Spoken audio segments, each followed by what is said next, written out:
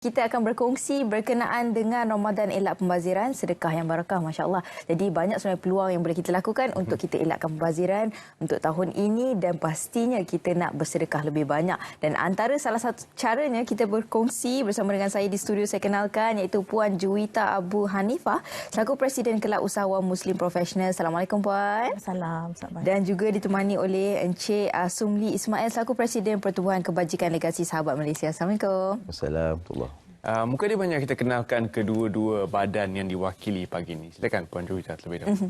Okey, saya Juwita, Presiden Kelab Usahawan.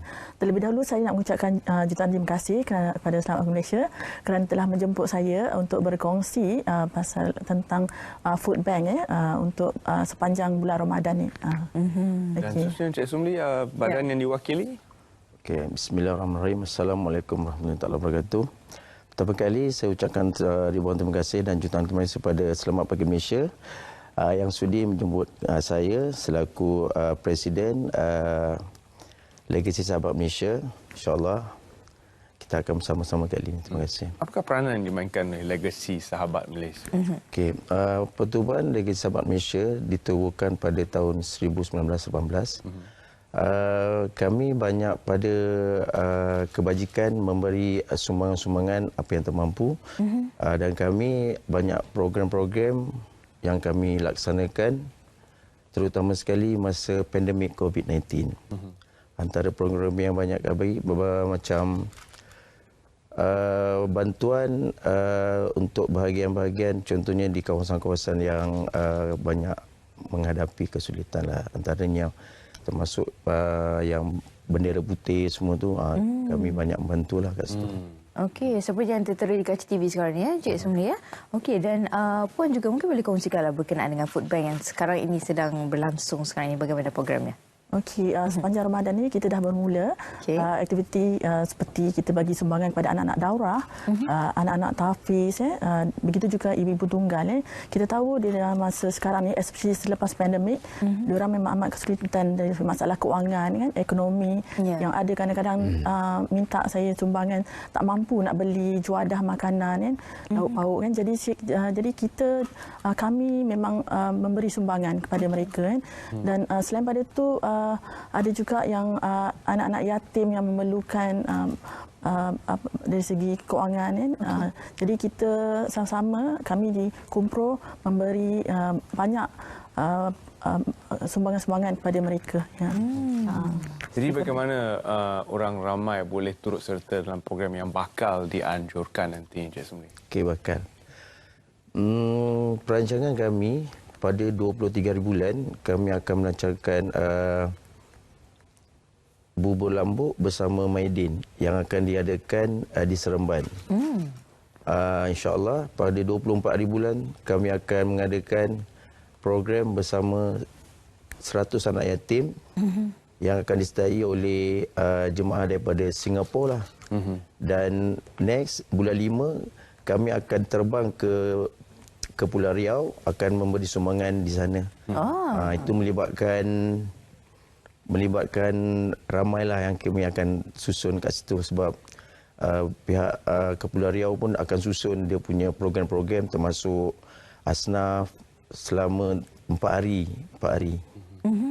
Alhamdulillah. Wah, itu dia pastinya kita doakan sama-sama moga memudahkan segala urusan, insya-Allah. Perancangan itu semua tepat dan dapat membantu lebih ramai lagi lah di sana, insya-Allah.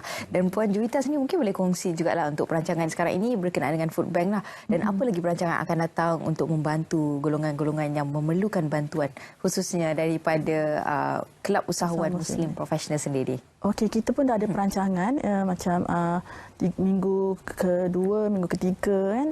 Setiap weekend memang kita ada program bubur lambuk, kan. Satu di Dataran Niaga, tu di Jarawang. Begitu juga di pusat daurah, di Bandar Kanti Home Rawang. Jadi kita ramai-ramailah bersama-sama panggil ibu tunggal Asnaf bersama kita, dan kita sama-sama akan buat sendiri ibu lambuk tu. Dan kita akan distribute, kita akan edarkan kepada golongan-golongan yang kurang berkemampuan. Jadi mereka dapat merasa bagaimana merasa macam mana orang biasa. Kita nak juga ada orang rasa makan yang sedap di bulan Ramadan ni. Masya-Allah. Tahun ini adalah tahun pertama kita kembali menjalankan aktiviti-aktiviti yang hampir sama dengan tahun 2019. Iaitu sebenarnya pembelian juadah makanan ketika berbuka puasa. Makin ramai yang boleh keluar menjual dan juga membeli, sekatan-sekatan dikurangkan dan sebagainya.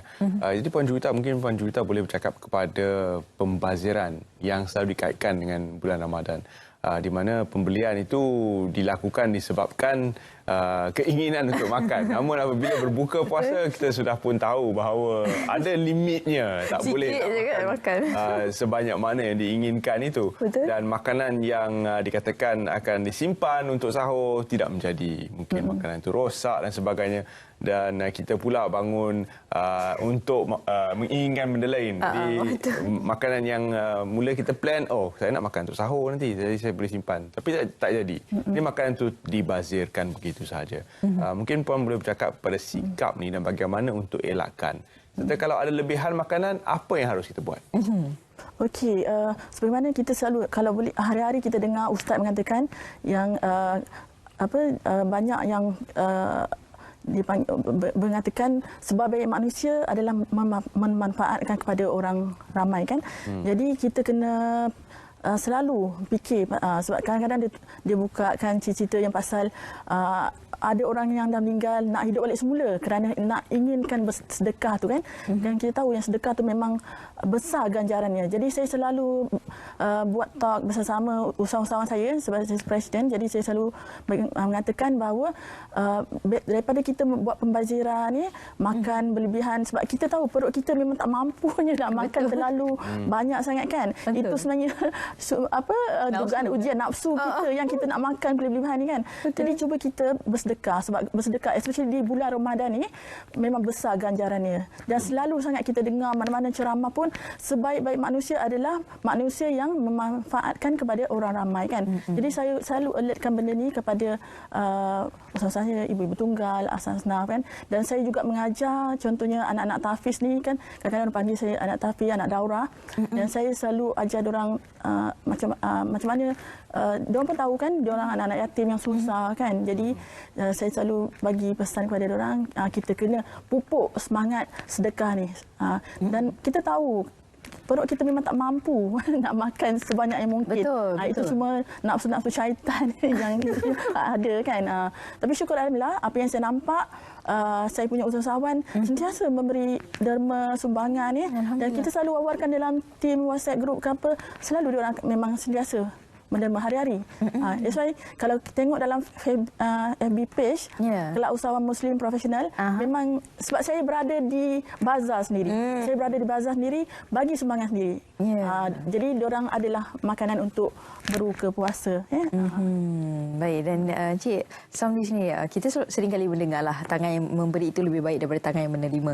Jadi ini antara peluang lah kepada rakyat Malaysia semua, khususnya untuk membantu mereka yang memerlukan. Dan perancangan yang akan datang yang telah pun diatur oleh Encik sendiri untuk membantu mereka yang memerlukan. Jadi bagaimana sekiranya para penonton di luar sana nak memberi sumbangan? Adakah dibenarkan? Boleh berkongsi rezeki kepada mereka yang memerlukan? Bagaimana caranya? Okey. Apa pun bagi kami teamwork. Teamwork tu maksudnya siapa-siapa nak bagi sumbangan, kita bagi. Kita open. Tapi untuk masa ini saya punya pertubuhan ni banyak support daripada Singapura. Okey. Jadi perancangan tu memang banyak. Banyak perancangan sampai kita orang pergi pun kat Riau. 23 ni kita buat agian gubur lambuk sebanyak 5,000. Tapi kita buat kat Seremban. Alhamdulillah. Keesok harinya kita orang akan buat program bersama 100 anak yatim yang akan disetia oleh daripada Singapura lah. Mungkin Batam pun akan turun. Itu perancangan kami lah. Sebab perancangan tu setiap bila pertubuhan kami memang mau pada kebajikan. Kita banyak pada kebajikan lah. Mana yang boleh kita buat, kita buat. Sebagai contoh, kita punya pertubuhan tak mengira kaum. Mana yang susah, kita bantu. InsyaAllah. Itu dia, insyaAllah.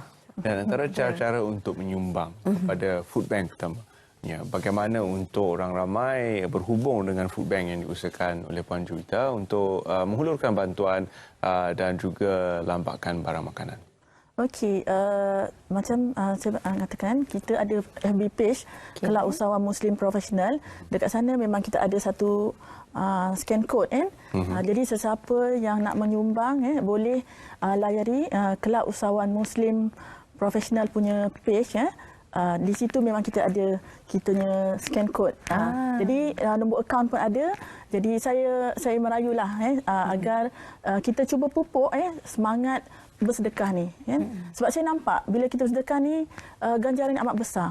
Sebab saya sendiri nampak benda tu, keajaiban. Bila kita banyak sedekah, kita ada ketenangan, and then kita punya rezeki tu kan mencurah, itu satu keberkatan especially kita kena ambil keberkatan pada bulan Ramadan ni. Itu dia. Dan mungkin sedikitlah kata-kata akhir daripada Encik Sam di sini kepada para penonton, khususnya bulan Ramadan ini, ambil keberkatan seperti yang Puan Juwita kongsikan. Gunakan bulan ini sebab banyak berlipat kali ganda ganjaran yang kita akan dapat. Jadi gunakan peluang ini untuk sama-sama kita bersedekah. Silakan. Ya. Pandangan saya untuk memastikan pembaziran ke apa semua sedekah tu, kalau kita nak pergi bulan bazar Ramadan, kalau boleh kita jadualkanlah kita punya pembelian tu, supaya apa yang saya nampak sekarang, saya antara peniaga bazar Ramadan, saya nampak makanan berlonggu-longgu. Jadi food bank pun kalau dengan kuih-kuih macam-macam jenis tu dah terlampau banyak. Dengan musim hujan dia, pandangan saya lah untuk kongsi rezeki tu, mana-mana peniaga-peniaga yang berlebihan tu bagilah kat surau ataupun kat pusat tahfiz. Dengan lambakan yang macam tu dah bazir tu memang terlalu banyak. Sebab saya antara peniaga bazar Ramadan sampai hari ini. Okey, itu dia. Jadi Encik nampak sendirilah. Ya, betul. Masya-Allah. Okay, dan kata-kata akhir, Puan? Okey, saya sebagai Presiden Kelab Usahawan, saya menyeru kepada semua di luar sana cuba bersedekah. Kita pun tahu sebagai manusia adalah memberi manfaat kepada orang ramai. InsyaAllah dengan niat yang baik ni kita akan dapat keberkatan, diberikan kesihatan yang baik, dilimpahkan rezeki, melimpah ruah dan penerusan.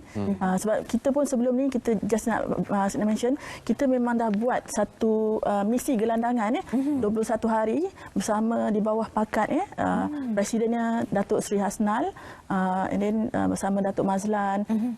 Kita punya NGO ni memang bukan kita buat seorang. Nama itu kita bukan kita nak glamour seorang, tapi kita nak bersama-sama dengan NGO di luar sana, sama-sama. Sebab kita dah achieve dapat Malaysian Book Record dan baru-baru ni 21 hari, misi 21 hari.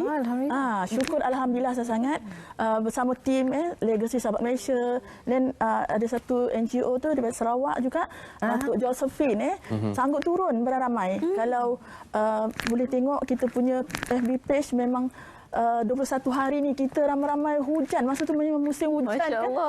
Sanggup turun beramai-ramai untuk mencapai misi gelandangan, sebab kita nak memuliakan gelandangan. Siapa nak tengok dia kan? Jadi kita nak diorang pun merasai apa nikmat keseronokan makanan yang sedap ni. Syukur alhamdulillah misi kita telah tercapai. Alhamdulillah. Syukur alhamdulillah. Memangnya usaha-usaha murni seperti ini akan terus kami bawakan kepada anda penulis siaran Selamat Pagi Malaysia. Terima kasih Cik Sumli, terima kasih Puan Juwita kerana sudi bersama kami. Dan seterusnya kita akan bawakan satu program yang telah diusahakan oleh Kementerian Wilayah Persekutuan dalam menyantuni golongan asnaf di sekitar Kuala Lumpur. Program Nur Ramadan yang menyantuni warga kurang berkemampuan.